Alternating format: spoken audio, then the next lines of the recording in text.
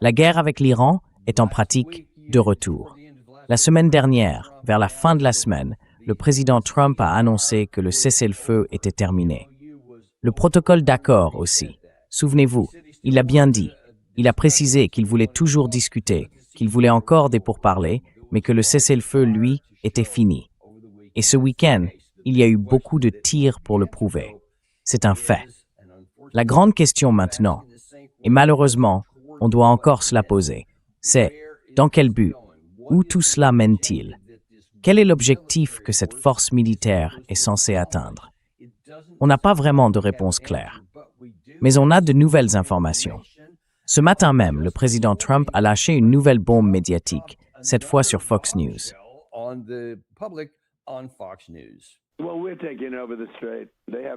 Bon, on prend le contrôle du détroit. Eux, ils n'ont rien. Absolument rien.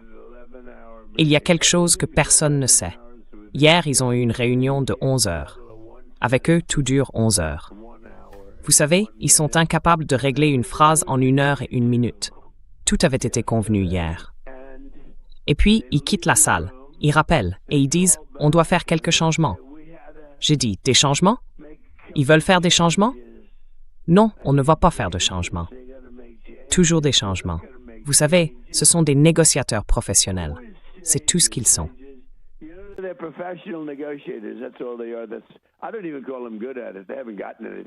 ne dirais même pas qu'ils sont bons à ça. Ils n'ont rien obtenu. Rien de moi. On les a frappés très fort hier soir. Mais on avait un accord. Ce que personne ne sait, c'est qu'on avait un accord. C'était conclu. Et puis ils l'ont rompu. Ils le font toujours. On a eu 10 accords avec ces gens-là. Et on va garder le contrôle du détroit, on va probablement le gérer. On deviendra le gardien du détroit et on devrait être remboursé pour ça. Quand on le fera, on sera remboursé parce que les autres nations sont de toute façon très riches de notre côté.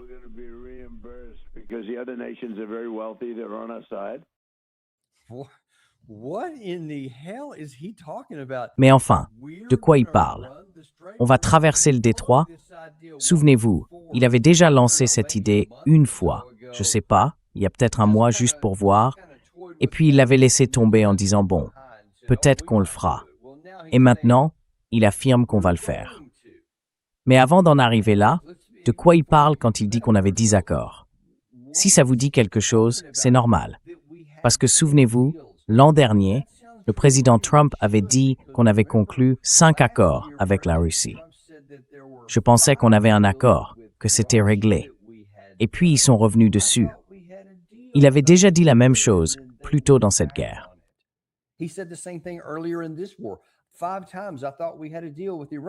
5 fois, j'ai cru qu'on avait un accord avec l'Iran.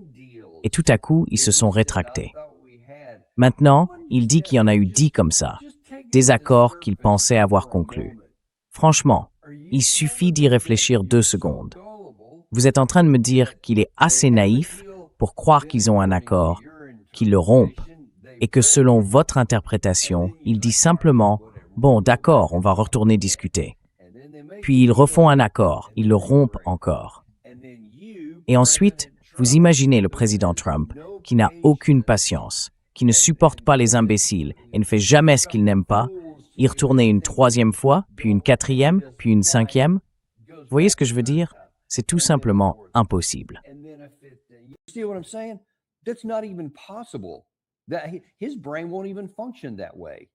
Son cerveau ne fonctionne même pas comme ça. Pensez que, oui, dans son arrogance et sa prétention, il irait revenir 6, 7, 8, 9, 10 fois en se disant qu'on va finir par trouver un accord. C'est impensable. Et ça, c'est juste sur ce point-là. Mais regardez le problème plus large. Vous êtes sérieux? Vous pensez vraiment que l'Iran va venir vous dire « Oui, on va conclure cet accord », puis revenir dessus? Alors oui, je sais, beaucoup de gens diraient « Bien sûr, ils mentent tout le temps ». Évidemment, vous pensez ça, parce que c'est ce que les médias traditionnels nous répètent sans arrêt, que l'Iran ne respecte jamais ses accords, qu'ils mentent toujours.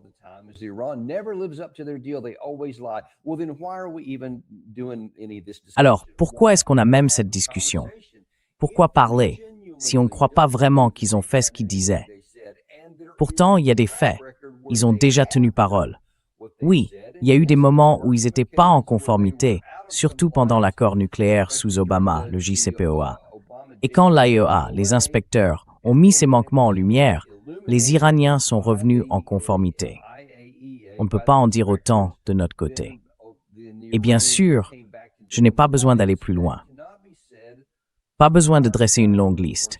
Il suffit de rappeler qu'en 2015, alors qu'on disait être en négociation avec eux, on a lancé une guerre, au tout début de cette guerre, en plein milieu des discussions.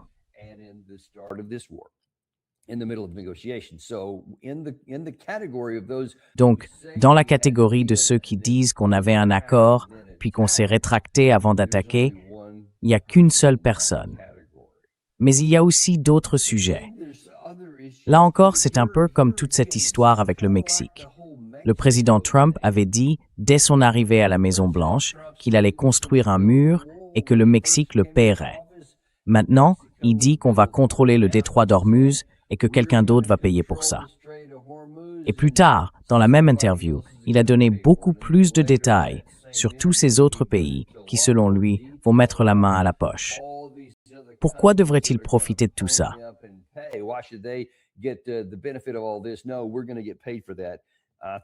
Non, on va être payé pour ça. Je pense que tu vois bien jusqu'où ça va aller. Et puis, il y a des choses encore plus fondamentales. De quoi tu parles? On va traverser le détroit d'Ormuz. Alors, pour l'instant, comme je l'ai déjà dit plusieurs fois, je ne vais pas répéter tous les détails. La raison pour laquelle l'Iran contrôle le détroit d'Ormuz et le contrôle depuis le 2 mars, c'est qu'on n'a pas réussi à le leur reprendre. On a essayé avec 40 jours de bombardement. Ça n'a pas marché. On a essayé avec 2 mois de blocus. Ça n'a pas marché non plus. On a tenté un protocole d'accord pour essayer de les en faire sortir. Ça n'a pas marché. Et maintenant, on recommence à les bombarder. Et ça ne marche toujours pas.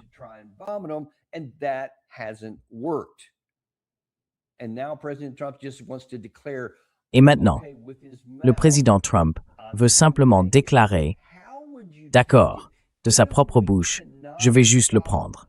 Mais comment feriez-vous si on n'arrive même pas à empêcher l'Iran d'exercer son contrôle sur le détroit en ce moment? Sur quelle base pensez-vous qu'on pourrait simplement en prendre la gestion nous-mêmes, en violation du mémorandum d'accord qu'il a signé?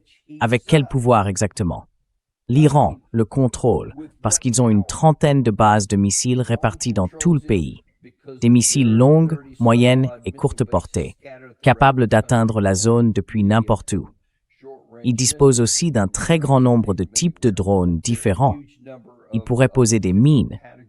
Et même si on en arrivait là, ils ont des torpilles, ils ont des sous-marins.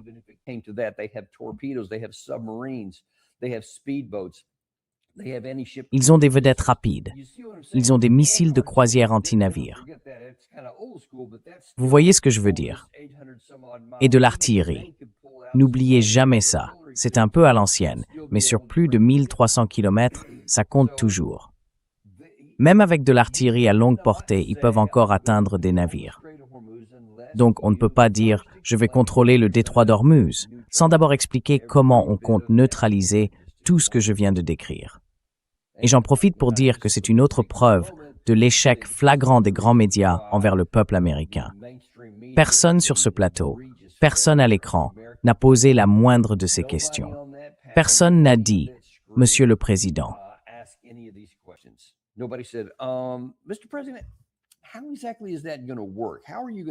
Comment ça va fonctionner? Exactement. Comment allez-vous reprendre le contrôle alors qu'on n'arrive déjà pas à le reprendre sur eux maintenant? Comment allez-vous créer des situations concurrentes? La seule chose qu'on puisse faire, et pour ça on a le pouvoir, c'est de rétablir ce blocus. On a les moyens de le faire. On l'a déjà fait une fois, et on peut le refaire, parce que la plupart des opérations peuvent se faire à distance, en toute sécurité, depuis le golfe d'Oman. Donc ça, c'est faisable. Un blocus, on peut le faire. Le contrôle, non. Il n'y a pas de place pour ça. Voilà ce qu'il a dit ce matin. Maintenant, laissez-moi vous montrer quelque chose qu'il a dit hier. C'est proche de ce qu'il a dit ici, à propos des accords, mais avec quelques informations supplémentaires.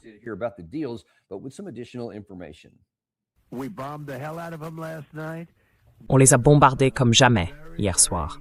Ce sont des gens vraiment, vraiment mauvais et dérangés. On a eu des réunions avec eux ces derniers temps. Ils ont accepté un accord hier. Un accord parfait pour nous. Pas de nucléaire, pas de ceci, pas de cela, rien du tout. Ils ont tout abandonné. Et puis après ça, ils ont quitté la salle. Et moins d'une heure plus tard, ils ont lancé un drone et un navire. J'ai dit, vous êtes malades. Vous êtes des gens malades. Voilà, c'est ce genre de situation.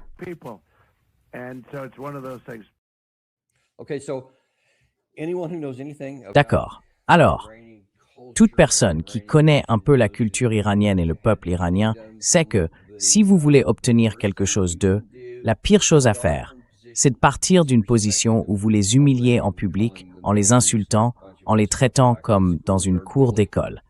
Ça ne vous mènera nulle part. Et puis, regardez simplement le fond de ce qu'il a affirmé encore une fois.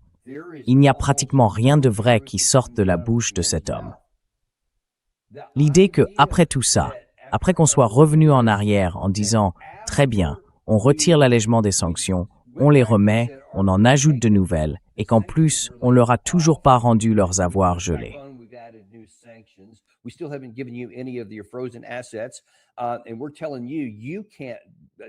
Et on vous dit que non, vous ne pouvez pas. Peu importe ce qu'on a signé dans le protocole d'accord, ce n'est pas à vous de décider comment le détroit sera ouvert. C'est nous qui allons le faire. On va en ajouter un peu ici. Et ensuite, on a eu ces 3 séries d'attaques en représailles, à chaque fois que vous ne faisiez pas ce qu'on voulait. Et dans ce contexte, même après 40 jours et 40 nuits de bombardement qui ne les ont pas fait plier, même après un blocus de plusieurs mois qui ne les a pas brisés. Maintenant, à cause de 3 petites séries d'attaques, on voudrait nous faire croire que des négociateurs se sont rencontrés quelque part, alors que d'après toutes les déclarations publiques, il n'y a eu aucune rencontre entre les États-Unis et l'Iran au Qatar.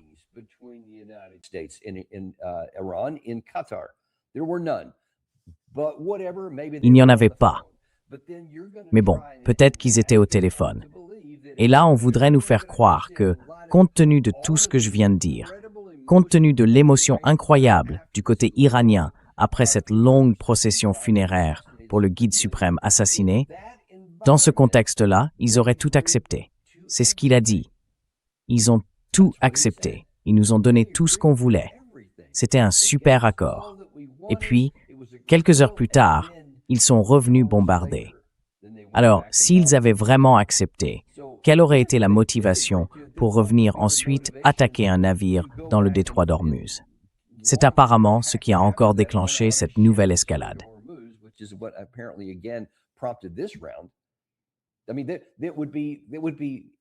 Je veux dire, ce serait complètement fou, ce serait insensé que la partie iranienne, après tout ce que je viens de décrire, envoie secrètement une délégation quelque part, discute avec les États-Unis, accepte ce qu'ils voulaient, tout en sachant qu'ils allaient en réalité attaquer de nouveau. Alors pourquoi faire semblant de négocier? Il n'y aurait absolument rien à y gagner. Même si on met de côté la question morale et qu'on dit oui, ce sont des gens mauvais, cruels, méprisables. Tout ce que le président Trump a pu dire. Il n'y a aucun intérêt pratique à te mentir en face pour quelques heures plus tard revenir frapper. Ils n'auraient rien dit du tout et ils auraient simplement attaqué.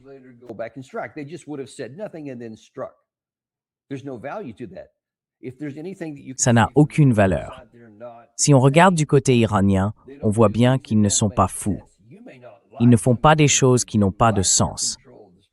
On peut ne pas aimer certaines de leurs actions, comme leur contrôle du détroit d'Ormuz, ou leur manière d'interpréter ce que dit le protocole d'accord au paragraphe 5. On peut contester certains de ces points, bien sûr, mais ils sont cohérents entre ce qu'ils disent et ce qu'ils font. Et maintenant, on nous demande encore et encore d'y croire. Personne du côté américain n'a posé la moindre question à ce sujet. Ils se contentent de dire « Tenez, Monsieur le Président, voici un micro. »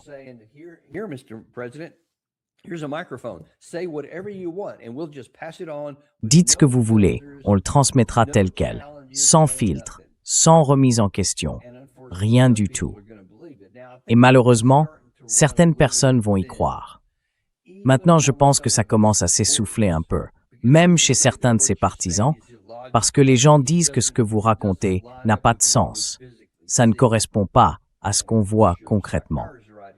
Et bien sûr, des émissions comme la nôtre sont là pour vous le montrer, pour que vous voyiez la réalité et la vérité, quoi que disent les autres. En résumé, n'attendez rien de tout ça. N'espérez pas que quoi que ce soit en sorte.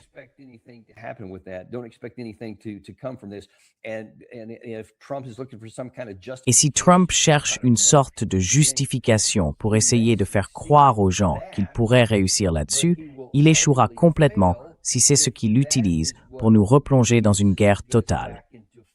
Alors, souvenez-vous, la semaine dernière, voyons si je m'en souviens bien. Non, pas celui-là. Ah, celui-ci. La semaine dernière, le président Trump a dit que le cessez-le-feu était terminé. Donc, il ne peut pas maintenant dire au peuple iranien « Je vais vous attaquer, mais vous n'avez pas le droit de riposter. » Parce que c'est lui qui a dit que le cessez-le-feu était fini. Ça veut dire que tout est permis. Ce que chacun veut faire, c'est permis. Il n'y a plus de cessez-le-feu. D'après ses propres mots, c'est lui qui a fixé la règle. C'est lui qui a déclaré que c'était terminé.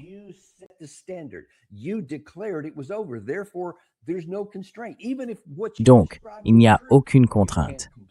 Même si ce que tu décris était vrai, tu ne peux pas t'en plaindre, puisque tu as dit que c'était terminé.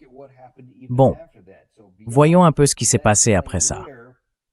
Au-delà de cette affirmation, le CENTCOM, c'était hier, a déclaré que le commandement central des États-Unis avait mené une nouvelle série de frappes offensives contre l'Iran le 12 juillet, touchant des dizaines de cibles à plusieurs endroits avec des munitions de précision, pour réduire la capacité de l'Iran à continuer d'attaquer la navigation internationale dans le détroit d'Ormuz. Ouais, ça n'arrivera pas. Je t'avais dit qu'il y avait 6 ou 7 façons différentes, et tu en as grignoté une ou deux, soi-disant.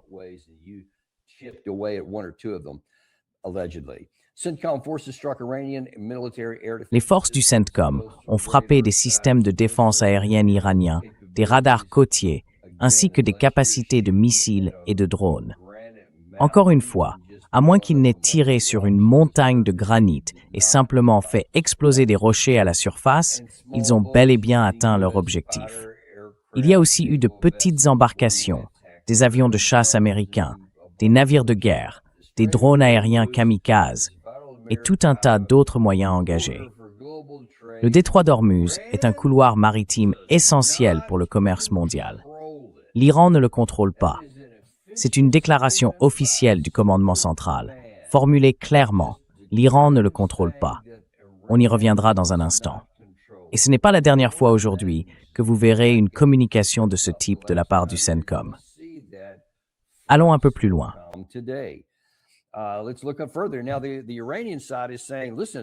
Alors, du côté iranien, on dit écoutez, c'est exactement ce qu'on vous répète depuis le début. Et maintenant, voilà, Galibov lui-même le déclare clairement. L'époque des accords à sens unique est terminée. On vous avait prévenu, tenez parole, ou assumez les conséquences. La réalité frappe à la porte, et il ne leur a pas fallu longtemps. En réaction à ce que le commandement central a fait ici, l'Iran a lancé sa propre opération. Ils ont attaqué des cibles à Bahreïn, des cibles américaines, ainsi qu'au Koweït, en Jordanie, et je crois encore dans un autre endroit après cet épisode. Hier, un rapport est sorti affirmant qu'une des cibles au Koweït avait été touchée par un missile ATACMS. Et certaines vidéos laissent vraiment penser que des forces terrestres américaines ont été touchées dans cette zone.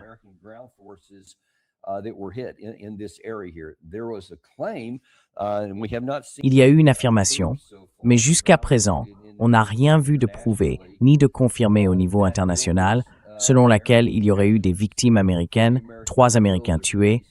Certains ont même parlé de contractants supplémentaires, pour un total de 9 morts.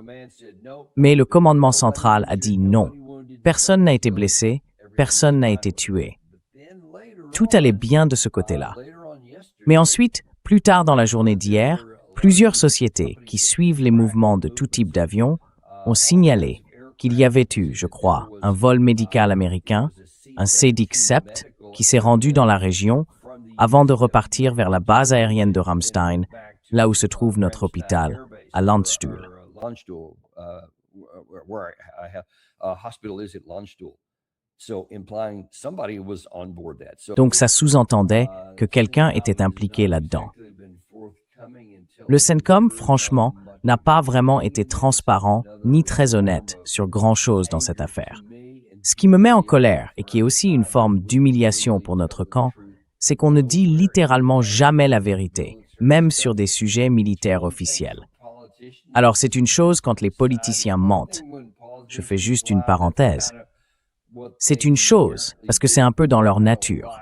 Je n'aime pas ça. C'est souvent mauvais. Et aujourd'hui, on a atteint des proportions énormes, complètement absurdes, avec le président Trump qui, lui, ne dit presque jamais la vérité. Mais quand ce sont des déclarations officielles de l'armée qui sortent et qu'elles ne sont pas vraies, là c'est un vrai problème. Et je pense qu'une fois que tout ça sera terminé, il faudra qu'un rapport de l'inspecteur général soit publié.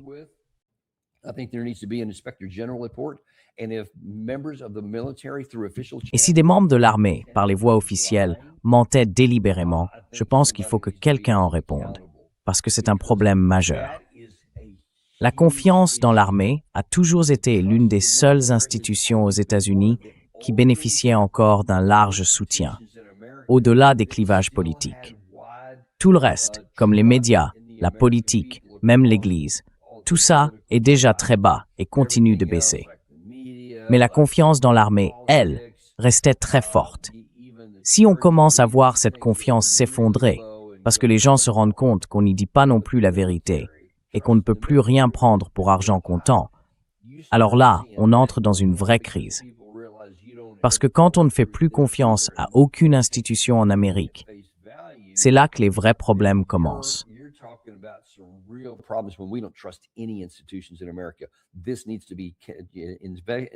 Il faut enquêter là-dessus, vérifier cette diapositive et que les responsables rendent des comptes. Bon, on continue.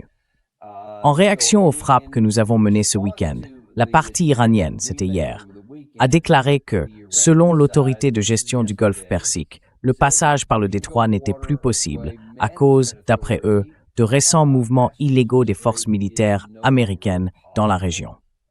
Le passage par le détroit d'Ormuz serait donc, pour l'instant, impossible. Et ensuite, ils disent que la situation va se normaliser. Eh bien, le commandement central a répondu « Non, le trafic circule. Le détroit d'Ormuz reste ouvert à tous les navires qui souhaitent transiter légalement par les voies maritimes internationales, et ainsi de suite. »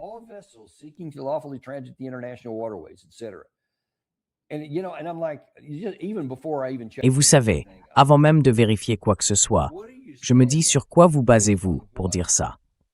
Parce qu'ils répètent la même chose depuis plusieurs fois. Vers la fin de la semaine dernière, et pendant tout ça, je crois, depuis le 7 juillet, quand ces échanges coup pour coup ont commencé. Ce n'était pas ouvert. Nous, on n'arrêtait pas de dire que c'était ouvert. Et puis, quand on regarde le trafic réel, on se rend compte que non, ce n'est pas ouvert. En fait, la seule chose où il y a un peu de trafic, c'est la route du Nord, celle qui passe par les eaux iraniennes, du côté iranien. Et la route du Sud, le couloir omanais qu'on avait mis en place en violation du protocole d'accord et en dehors de tout ce qui était autorisé, elle, non. Eh bien, je voulais voir quelle était la situation ce matin.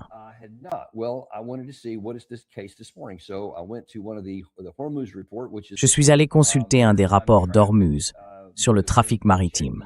Ces rapports viennent d'entreprises qui suivent ça depuis des décennies. Et sur les dernières 24 heures, ça contredit directement la déclaration du CENTCOM qui affirme que le trafic circule normalement. Le CENTCOM insiste sur le fait que l'Iran ne contrôle pas le détroit et que tout se passe bien. Mais les données maritimes racontent une autre histoire. Moins de 5 navires marchands ont traversé. C'est le niveau le plus bas depuis 5 semaines. Toute la route nord de l'Iran, le couloir omanais soutenu par les États-Unis, a été complètement abandonné. Alors, qu'est-ce que vous en pensez? Qu'est-ce que vous voulez en conclure? Quand le président des États-Unis affirme qu'on a eu 10 accords, puis qu'ils se sont effondrés, et que du côté iranien on dit « Non, il n'y a jamais eu d'accord, et il n'y en aura pas ».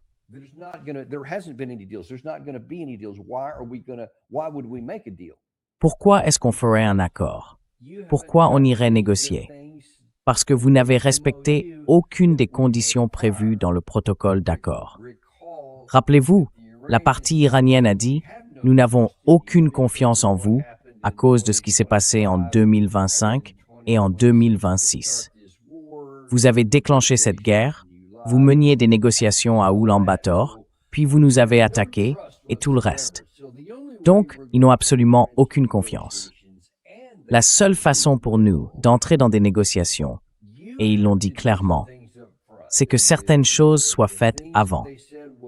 Et ce qu'ils ont exigé, c'est la levée des sanctions sur leur secteur énergétique, bien sûr la fin du blocus, et ensuite la libération des avoirs gelés. Ils ont dit que tout cela devait être fait en amont, et ensuite on entrerait dans cette période de 60 jours.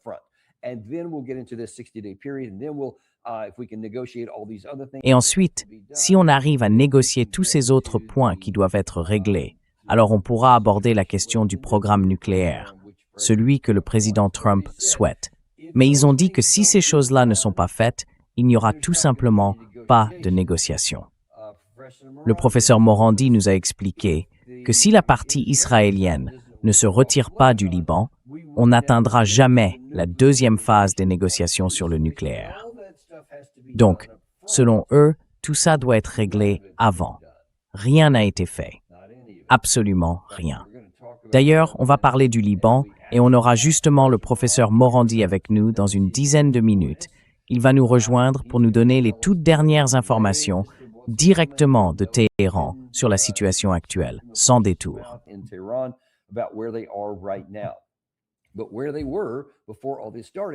Mais avant que tout ça ne commence, leur position, c'était que si on ne faisait pas toutes ces choses dès le départ, il n'y aurait pas d'accord.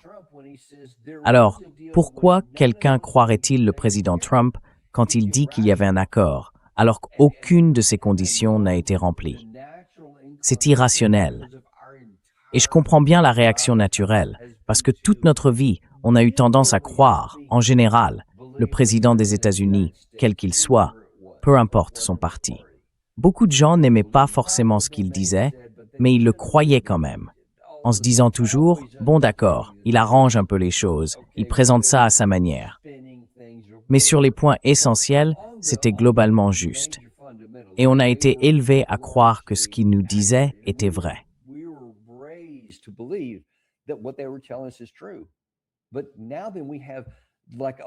Mais maintenant, on a littéralement une montagne de preuves qui nous submerge, montrant que presque rien de ce que dit le président Trump n'est vrai.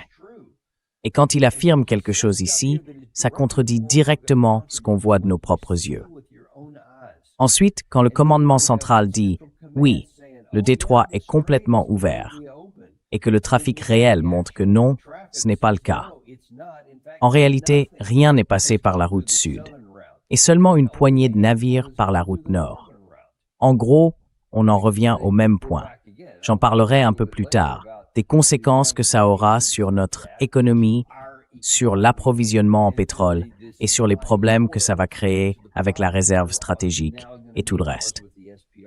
Mais comment peut-on avancer si on ne peut plus faire confiance à rien de ce que disent les États-Unis, que ce soit l'armée ou la Maison-Blanche?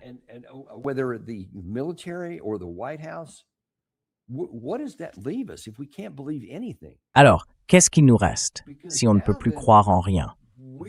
Parce que, maintenant, en gros, la situation, c'est que le gouvernement peut faire absolument tout ce qu'il veut.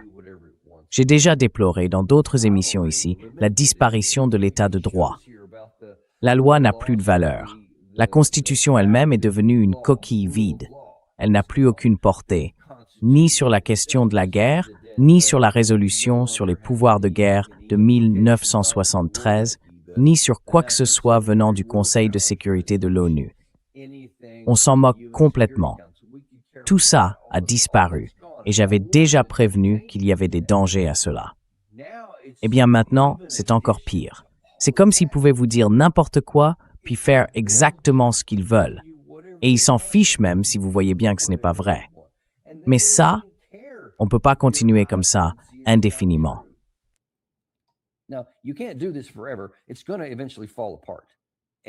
Ça va finir par s'effondrer. Et peut-être que ce moment, c'est maintenant. Parce que quand on prétend avoir conclu un accord, puis qu'on affirme ensuite, et croyez-moi, on ne va pas laisser passer ça, même si les grands médias restent silencieux et lui laissent le micro pour dire et faire tout ce qu'il veut, nous, non. Alors, quand ils déclarent qu'ils vont prendre le contrôle du détroit d'Ormuz, on va continuer à poser la question, comment? Et demain, quand ça n'arrivera pas, on dira, excusez-moi, c'est pour quand, exactement? On va continuer d'en parler parce que c'est lui qui a dit que c'est ce qu'ils allaient faire. Très bien, voyons ça. Voyons qui va se mettre en file, aller à la banque et payer pour ça.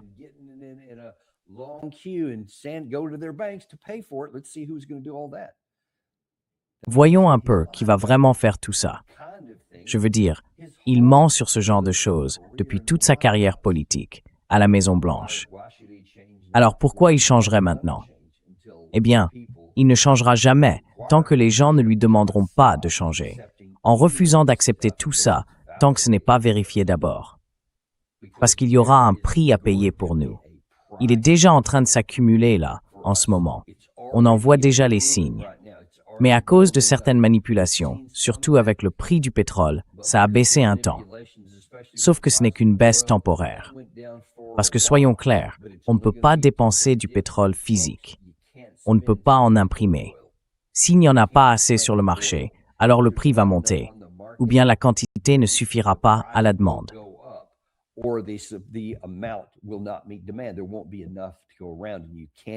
Il n'y en aura pas assez pour tout le monde. Et on ne peut pas créer de l'activité économique avec un bout de papier, une promesse, un mot ou un tour de passe-passe. Ça ne marchera tout simplement pas. Le temps est en train de s'écouler.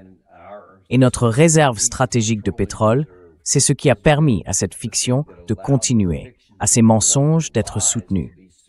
Parce qu'en apparence, quand on va à la station-service, qu'on regarde le prix de l'essence et qu'on se dit « bon, ça va, c'est un peu redescendu », c'est uniquement parce qu'on vide la réserve stratégique de pétrole. Et je vous l'ai déjà dit, on a dépassé le point critique.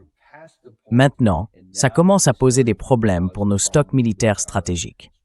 Autrement dit, on est en train d'épuiser notre réserve d'urgence, celle qu'on devrait garder au cas où une guerre éclaterait et qu'on en aurait besoin.